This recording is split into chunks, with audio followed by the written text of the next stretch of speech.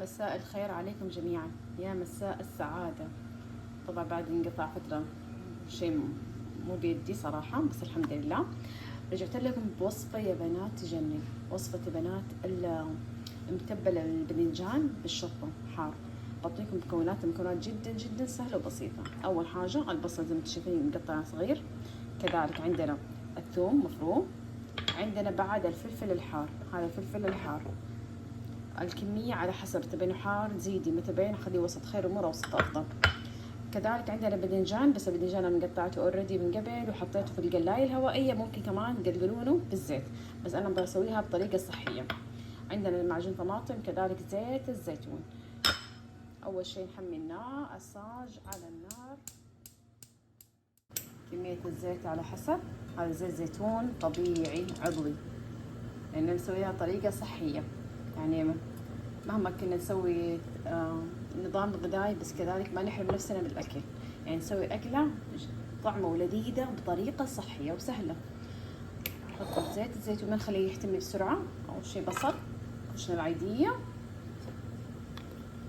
البصل جدا صغير، كذلك بضيف عليه الثوم بعد، وبنحرك. بعطيكم معلومة بسيطة، الثوم يا بنات أنا زي ما انتم شايفينه كذا مثلج، من النوع اللي أفرزن، يعني شغل بيت وتفرزنين في أي وقت محتاجاه تطلعينه. بضيف الآن شوية كمية بسيطة من معجون الطماطم، وكذلك بضيف الملح. طبعا الملح أنا مسويت الملح العضوي يا بنات، الحجر الحني أفضل شيء.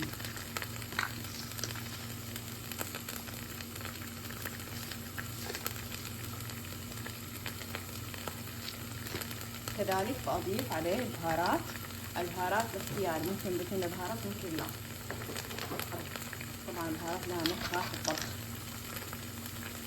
أنا دي بهارات الصراحة مرة لذيذة.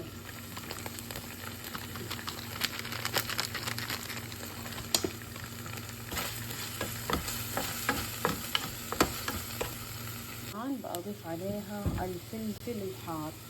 بنات الفلفل إذا كان مرة حار بس تكترون، ما شاء الله تبارك الرحمن. اللي عندي أنا مو حار، اللي بعده، عشان كذا كمية حطيتها قليلة. أضيف عليه كذلك الباذنجان عشان تسبك مع بعض، بس الريحة ما أحكي لكم عن الريحة، شيء مو طبيعي.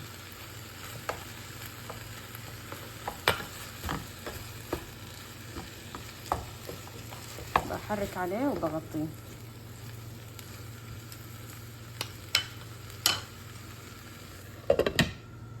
طبعا كده انتهينا من المتبل باذنجان، بس الحرارة مو طبيعية، يعني نقلل الحرارة، اللي ما يتحمل حرارة يقلل أفضل.